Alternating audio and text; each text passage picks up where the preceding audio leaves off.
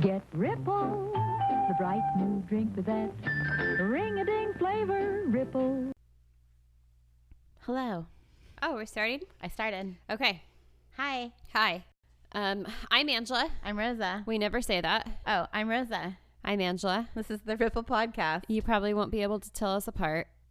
I am the smarter one. Okay. Yeah.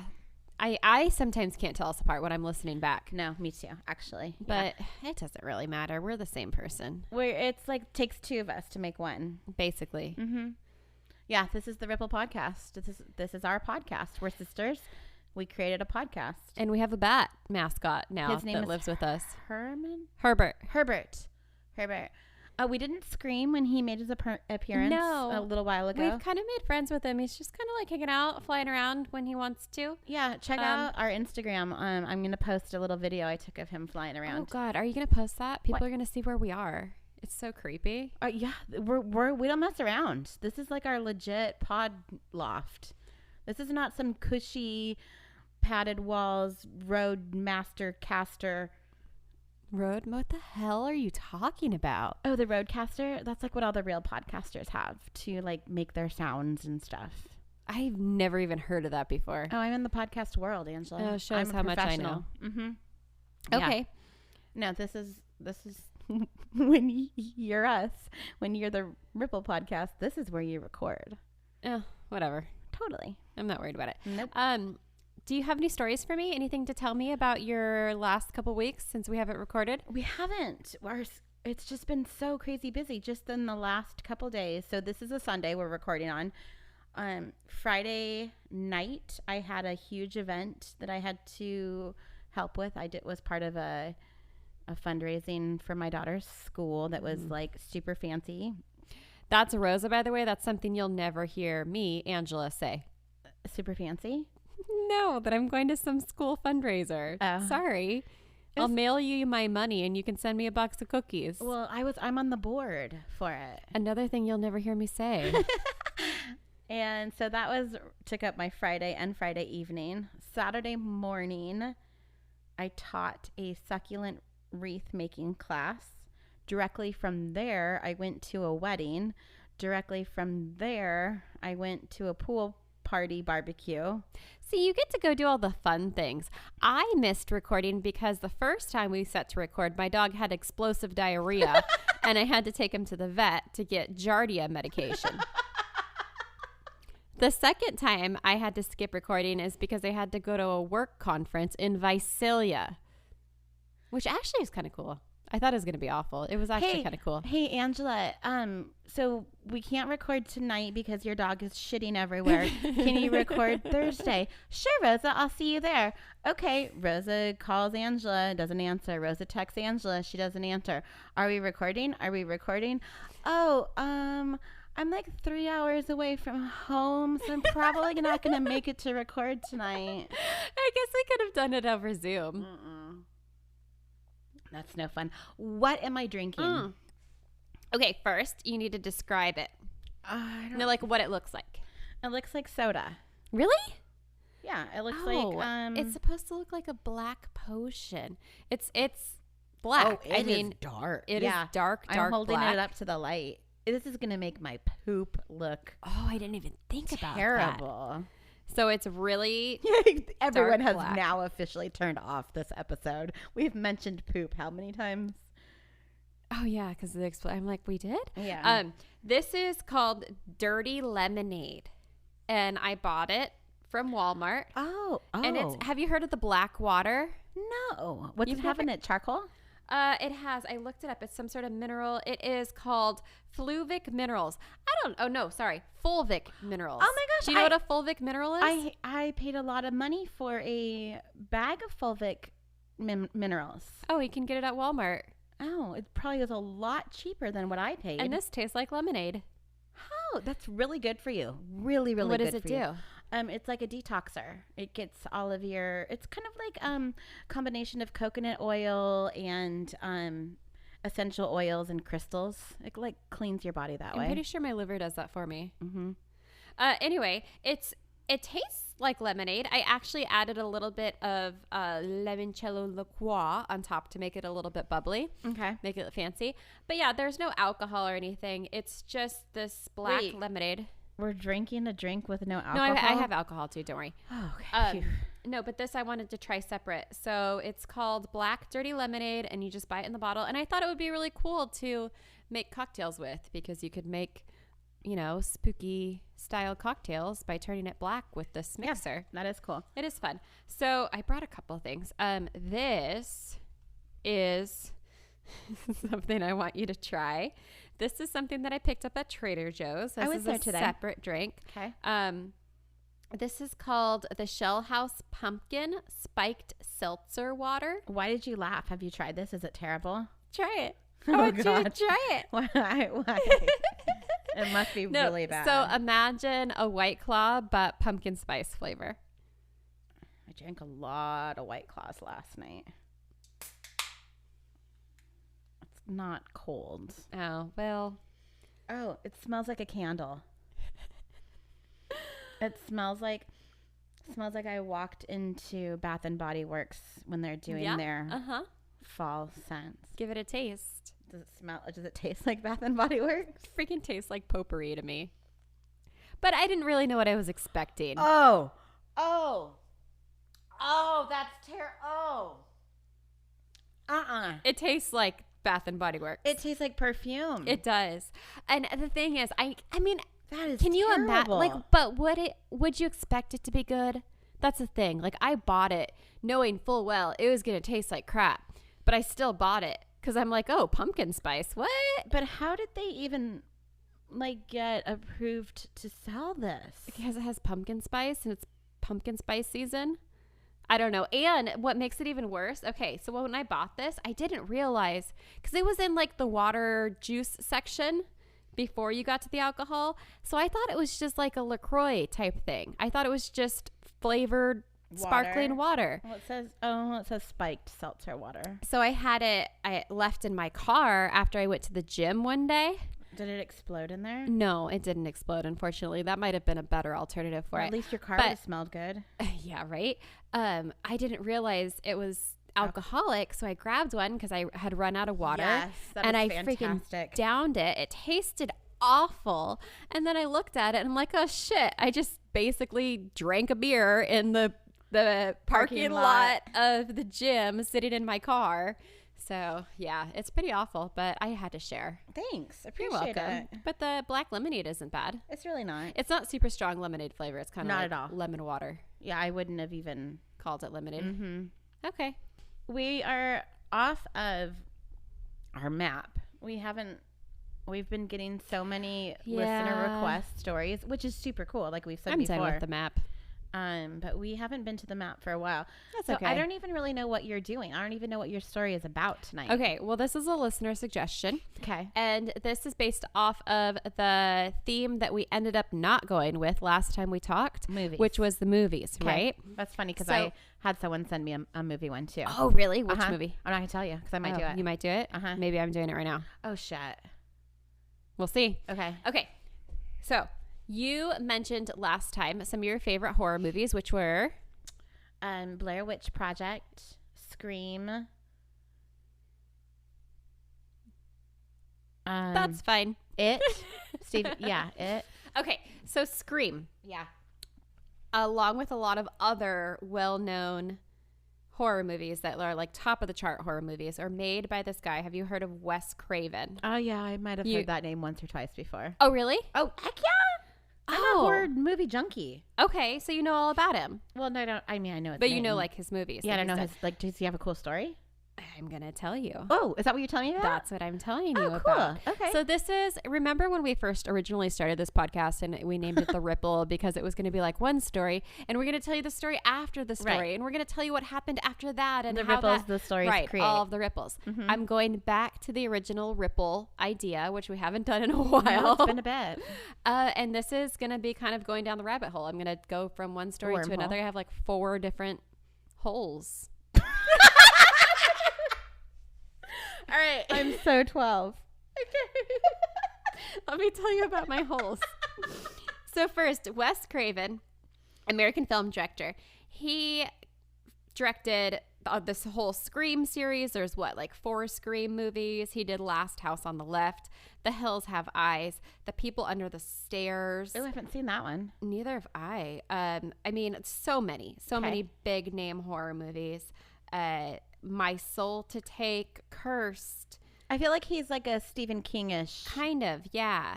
Let me see if I recognize some of the others. Swamp Thing. He did the remake of Swamp Thing.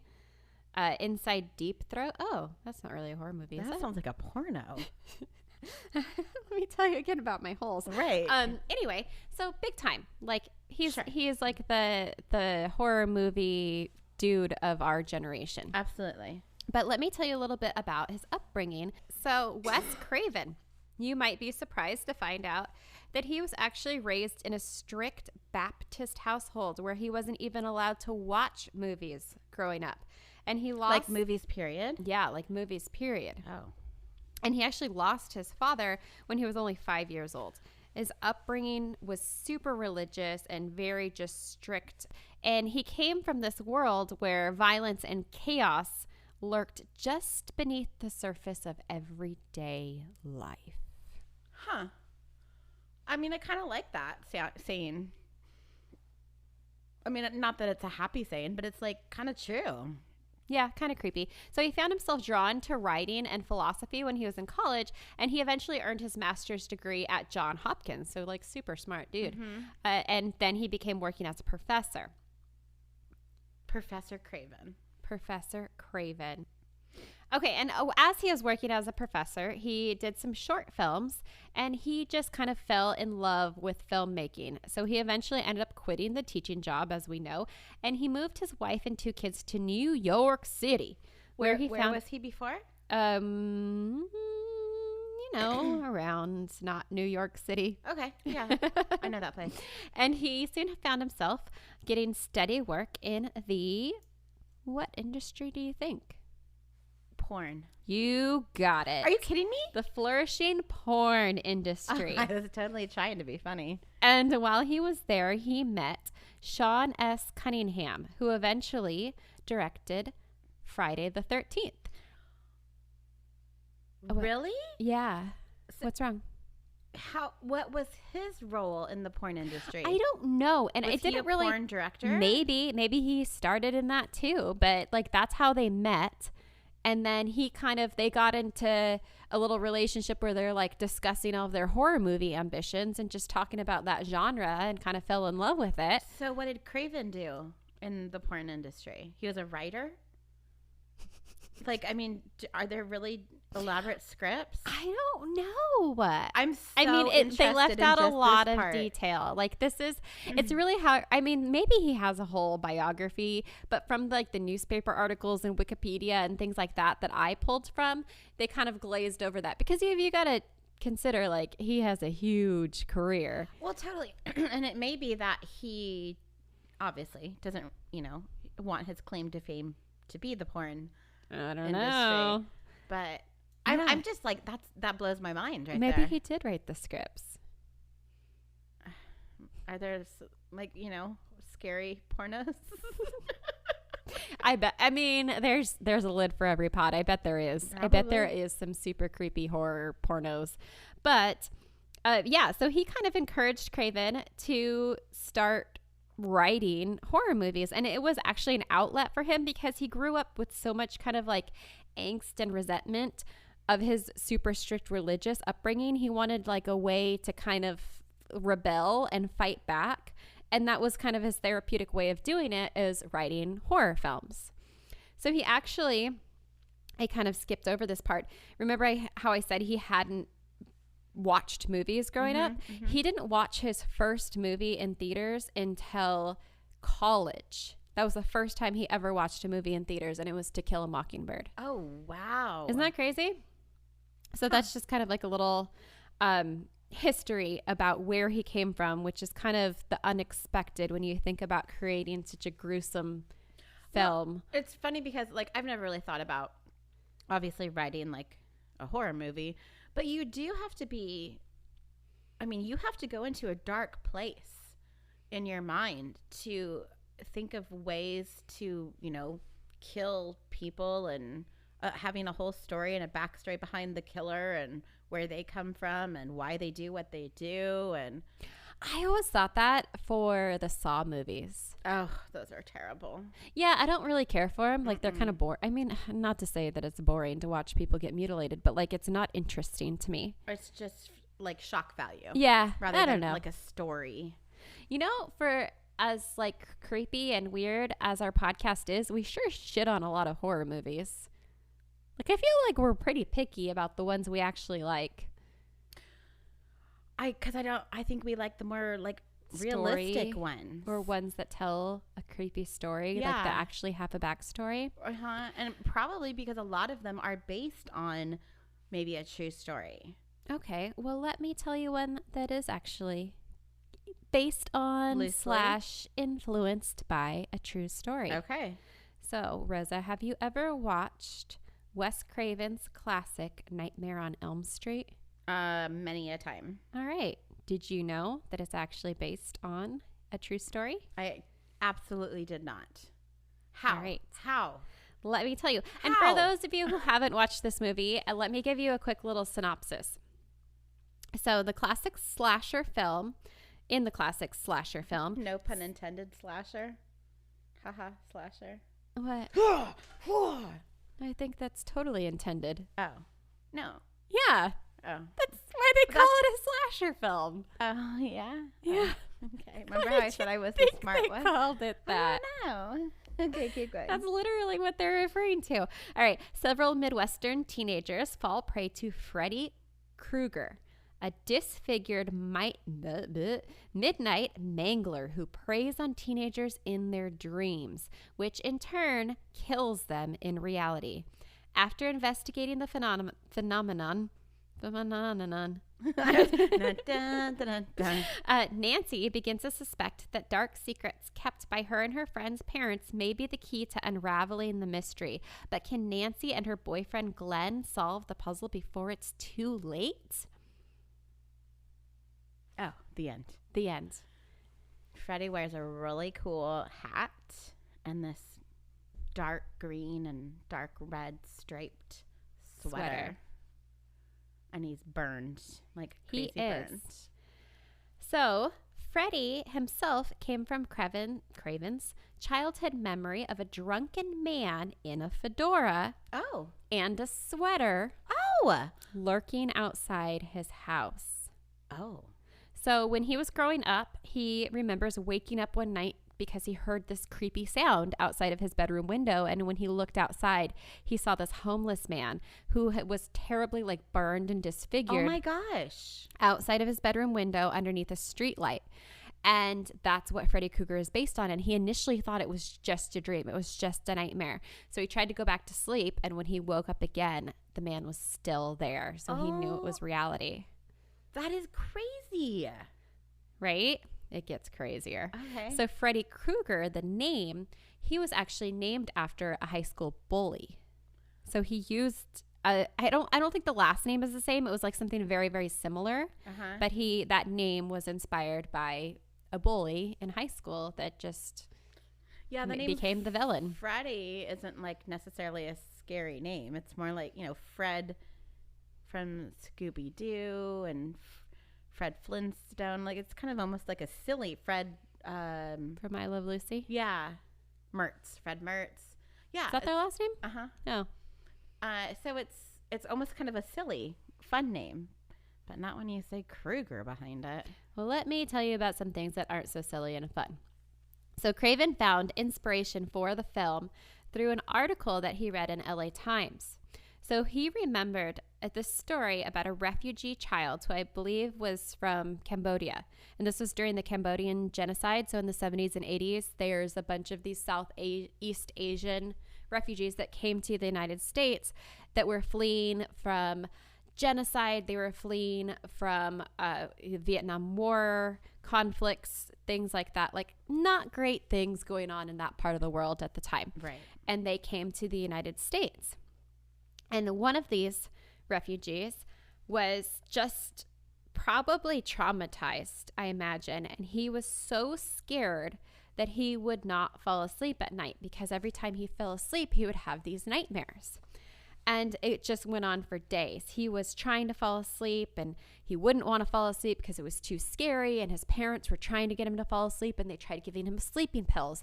And he still wouldn't fall asleep even after taking these sleeping pills. He would just have these night terrors and he would just scream in the middle of the night. And his parents were just like trying to get him to just get some rest. And finally, one night he fell asleep and his parents thought, oh gosh, finally, like, you know, he's sleeping, it's fine. And then they hear just this blood curdling scream come from the bedroom. And of course they get up and they go to check on him again. And he had died in that nightmare. No, this is true? This is a true story. So how did he die? Did it say? Well, it was actually, here, let me read you his description of it really quick. He said, This is the dad? This is Craven. Okay. Like his retelling of the article. He says, when he finally fell asleep, his parents thought the crisis was over. Then they heard screams in the middle of the night. Craven told Vulture, which is the magazine. The LA Times. Yeah. By the time they got to him, he was dead. He had died in the middle of the nightmare. So this actually, like you mentioned, wasn't... Well, you didn't mention this, but this wasn't an isolated incident. And it was something that was investigated because nobody really knew how he died. Like it was just a really strange thing.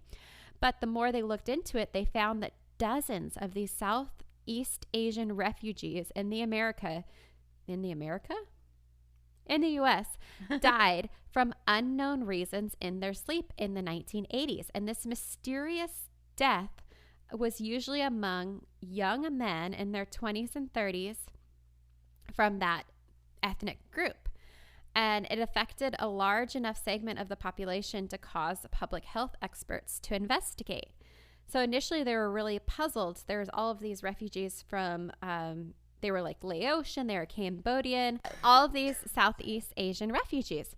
Many of which were involved in the Vietnam War, and more than 30,000 of these soldiers who helped the U.S. fight communism in that time were killed, and they were killed at a rate 10 times higher than the actual U.S. soldiers. So if you imagine like how devastating that was for people from the United States, our U.S. soldiers coming back to the United States, it's 10 times worse. Hard it was for them, this was even worse. I mean, not to really compare trauma because you can't really compare trauma, but if you look at it like number wise, yes. But then also, so you have these U.S. soldiers coming back to the U.S. after they went through that horribly traumatic experience. But then you also have these other people from Southeast Asia now being refugees because they can't stay where they are because they will be killed, coming to the U.S.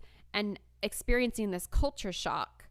So they went through this terribly traumatic experience. They had to leave their home country, everything that they knew left behind, come into this entirely foreign community to them that's culturally night and day. Oh, totally. So yeah, I can imagine it would be extremely traumatic. But the crazy thing is, could it possibly be so traumatic that it will kill you in your dreams? That's the real question. That's what they were researching. That's what they were researching because it was happening, and it was happening to a point where it's like, oh shit, something's up. But it was only men, or primarily men? It was only men. So that's from the 20s and 30s? In the 20s, which would Their be age. like, which would be the people who would be involved, you would think. Yeah. Okay, that's weird. It's super weird. So here's a quote from that LA Times article. One 1981 article describes the scene of a Laotian refugee relocated to the U.S. from a refugee camp in Thailand with his family. But shortly after settling in his new country, 47-year-old young Lin Tao died in his sleep with his wife beside him in tears.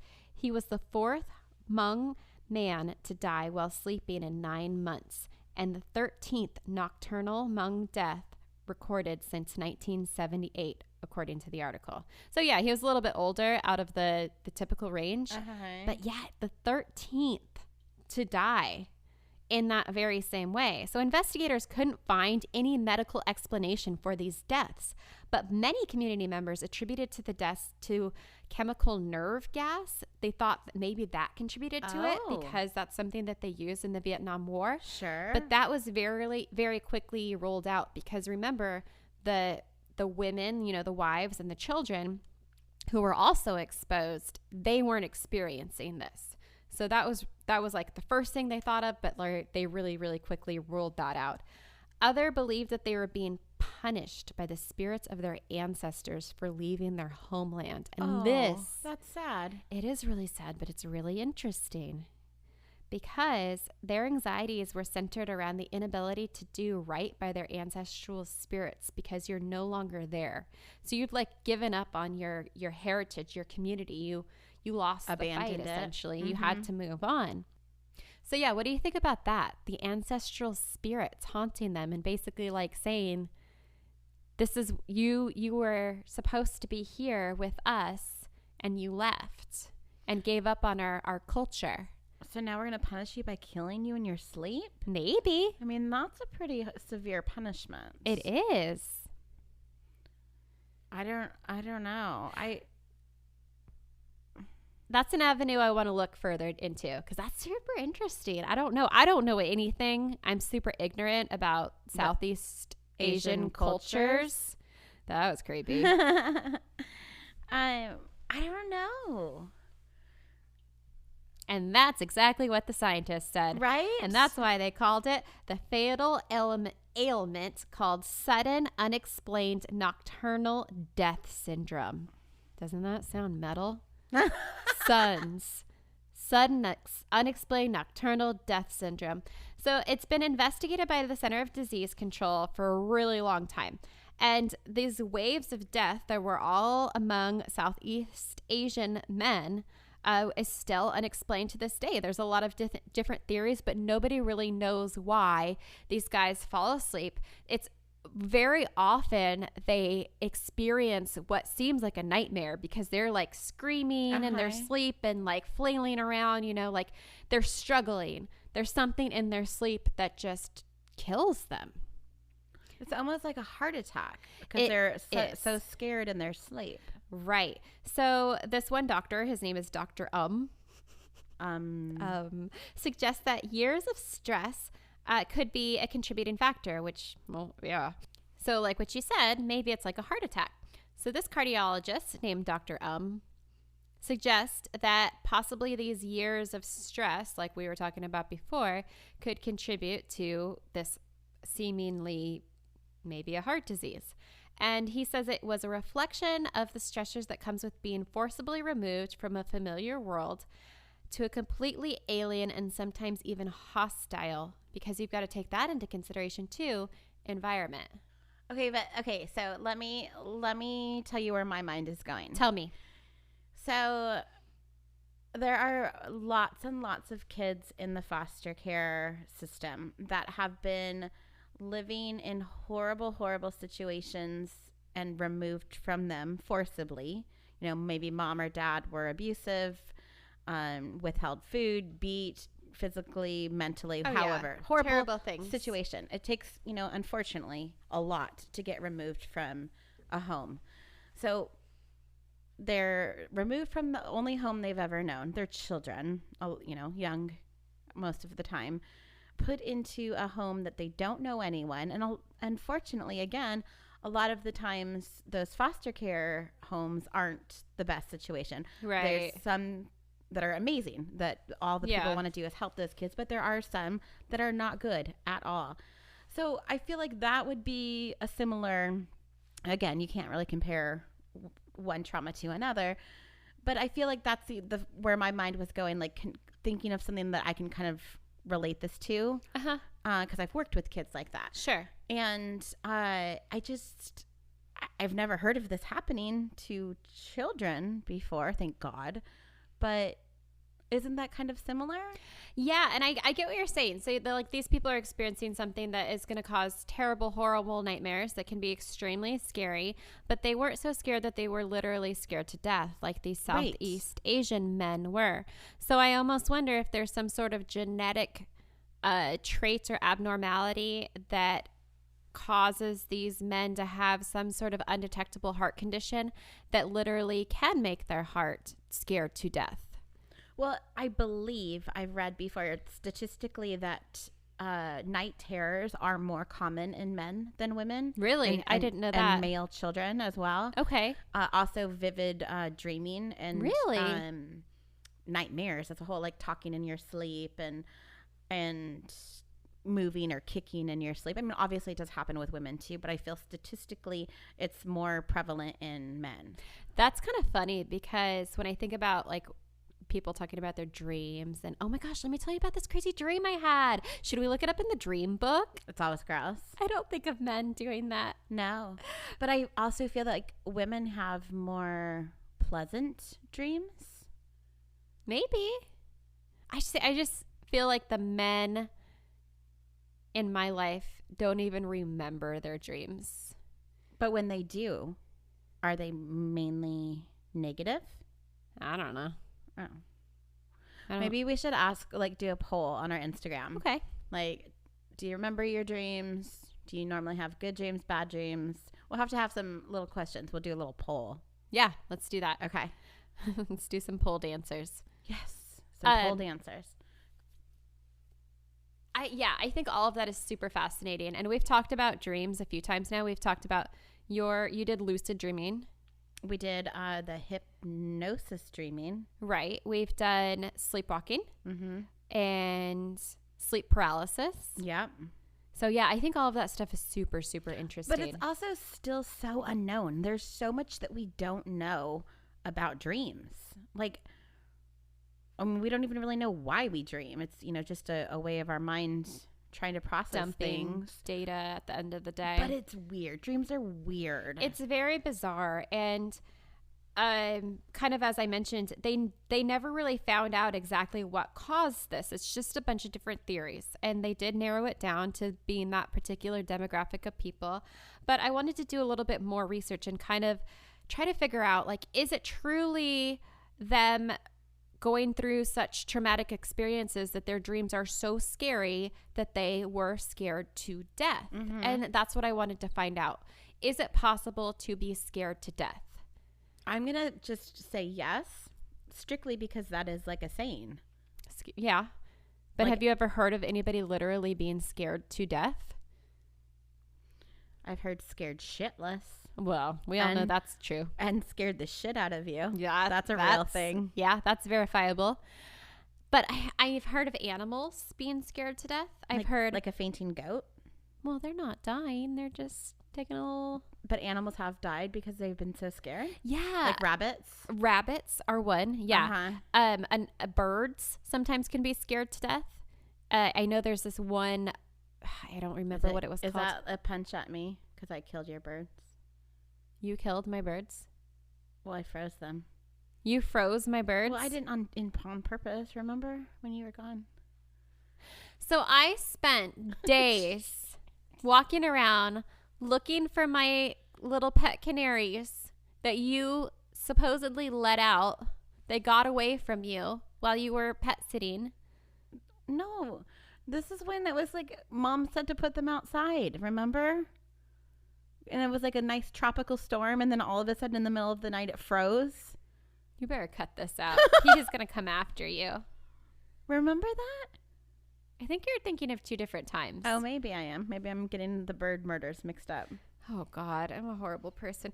All right. So, yeah, birds can be scared to death. There's certain species of birds that have been, people have tried to trap them to kind of do like a, I don't know if they're doing studies on them or trying to scare them to kill them? No, they're not trying to kill them. They're trying to trap them to study them, and they just die. Oh. So that was like the study. So the thing is, people actually can be scared to death. It is a real thing. It's not a very common thing, thankfully, but it can happen. So I need to find my spot on my page. So fear can have extreme physiological effects, and in rare conditions, it can be fatal. So this intense emotion can trigger a heart attack, which is what causes most people to be scared to death. And people, even without underlying heart conditions, can actually have this heart attack and be scared to death. So this is what happens. you go into a condition called cardiomyopathy, and it's caused by your brain's fight or flight response occurring after a physical or emotional stress. Sure. This is often called a broken heart syndrome.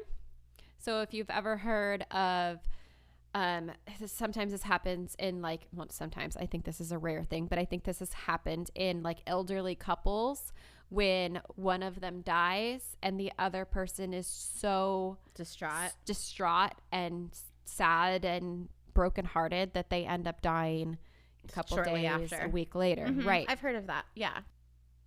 Okay, so let me give you like the scientific breakdown of what is going on like in your body at this time. From this quote from cardiac surgeon Mark Gelanov. So he says most people think they're actually having a heart attack because of the shortness of breath and chest pain that do occur in both. But those with stress cardiomyopathy don't have blocked coronary arteries and often recover quickly. Some typical physical effects of adrenaline-infused fight or flight responses triggered by our brain when we're scared are increases the heart rate, blood pressure, and blood glucose levels. So generally what happens, it seems like it's like a certain type of a heart attack, but it's not a normal heart attack. So I think in a normal heart attack, your arteries, right, are being clogged. Mm-hmm. Isn't that how that happens? You have like a blockage Of some sort. Yeah. and this instead is a bunch of adrenaline released by being so stressed that it causes swelling. And that can sometimes recover, hopefully, most of the times recover, and it goes back to normal. Mm-hmm. Or it can be so severe that it literally causes your heart to stop. Which is much more rare. I sure hope so. Yeah, I think it is. But I mean, you're reading some of that, like, fight or flight and adrenaline and, pumping and stuff. And you think like that's kind of the fun if you go to like a scare house type thing, a horror house, not a horror house. A horror house. And, people are jumping out at you and you scream and, it's funny for us, but your heart actually has a physical response. Your heart starts beating faster. Uh-huh. And you do get that surge of adrenaline. You do. And then also like with anxiety, because it's a scary situation that you're in. Fun. And there's a physical response, sweats and heart palpitations and, so you are getting that stuff. But luckily, most people, I would hope, have more of a healthy heart, healthy arteries and whatnot. But if you don't, I wonder if stuff like that type situations could put you into a heart attack situation. Probably. I would think so. We're getting real scientific. Yeah, remember that one time we couldn't figure out what pulmonary meant? No. That's because we were both drunk. Oh. Yeah. No, I had people message us about that. I'm like, we were drinking a lot, Yeah. apparently. Oh, that's funny. I don't even remember that. yeah. So that's kind of the end of my story. So you That's can. the You can truth die from in your sleep. in your sleep Your and from being nightmares scared. can kill you. So they can Freddie- scare you to death. Freddie, if he is in your nightmares, he might not slice you open with his razor finger. If you die in your sleep, you die in real life. I kind of want to watch those movies again. I do too. It's like been a I really barely, long and time. there was so many. There was like 4 of them, but it's been a really long time. I haven't watched them in quite a while. Well, then there were the whole like, Freddy versus Jason. Yeah, Oh, it's kind of interesting. sad because like it's okay. Obviously, it's a scary movie, but the true story is almost scarier. It is. On that note, Don't fall asleep. 1, 2, Freddy's coming for you. Oh, I forgot about that. 3, 4, you better lock the door. 5, 6, crucifix. 7, 8, better stay up late. 9, 10, It keeps you'll going. never sleep again. How do I remember that? I don't know. I am impressed. I don't know how you remember that. You don't remember what you did yesterday. I don't. I don't remember what I had for lunch today. Yeah. So was that interesting at least? I mean, I was very into it. Okay. So Well, you're going to have fun editing all of my stall outs hey, there. I edited 20 minutes of screaming from a bat, so I can edit out stumbles. Okay. Would you like a last thought and a shot? Sure. Okay. Oh, real quick. Oh, go. I'm assuming that wasn't the same. It isn't. No. Okay. Because not. So you're gonna tell us a story about a different movie. A someday. different movie. Yeah. That someone messaged me about and said, "Oh, did you know is a True story. true story?" And I said, "No. Going to research now." Cool. I'm excited. So, this is the Ripple Movie Podcast, where we bash every horror movie. I like. Do you always call it Freddy Krueger? Because I never call it Nightmare on Elm Street. Very Yeah. rarely. Yeah, It's a good the movie. Freddy movies. Yeah, The Freddy movies, I think they're good. yeah.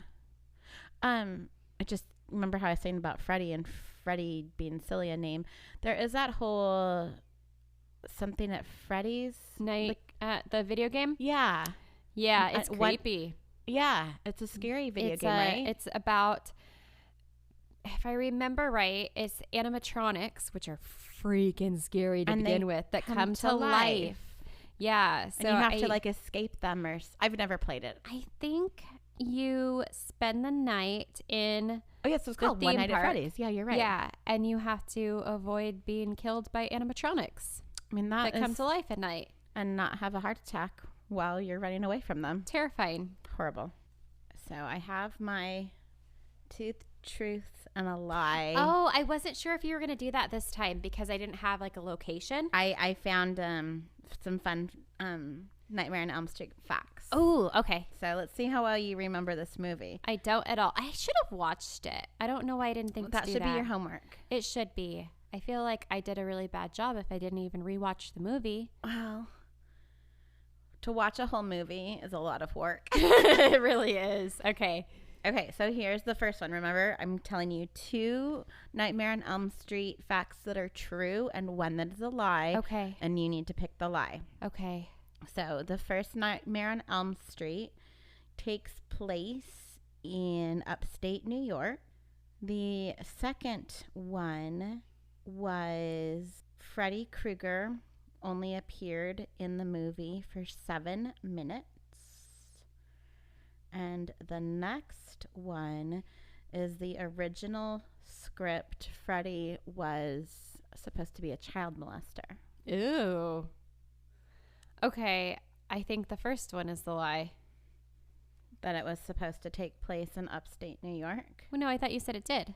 Or it took place in upstate New York, I mean. No, because it took place in the Midwest. Oh, look at you. Okay, so the film was long rumored to be set in the town of Madstop, which is Potsdam backwards, but actually takes place in Springwood, which is later called Springwood, Ohio. And so this is like kind of a myth that came from, Craven coming from New York and everything. So porn that's kind of industry. where that connection came from. So I think I think even in my description I mentioned the Midwest, but just reading back kind of like the synopsis and different people's memories of the movie and them kind of dissecting it and stuff, I got enough info that reminded me of kind of a more Midwesty yeah feel to it. Which I think is more scary. Because it's more rural. Yeah, you feel like less bad things are going to happen. Where in New York, I feel like everybody's going to kill you. There's just people everywhere.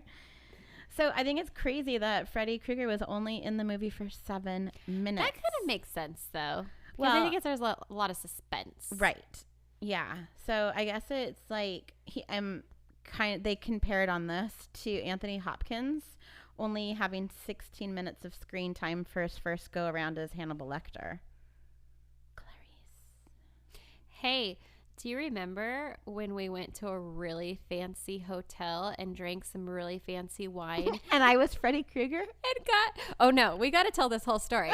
Okay, So Rosa and I went to this really fancy hotel wine agriculture conference. It was for educators in agriculture. It was fancy. Like It was like a formal thing. Like you're supposed to be a professional person there. I was not. And it took place, it was in Petaluma, which is like wine country, Sonoma area, right?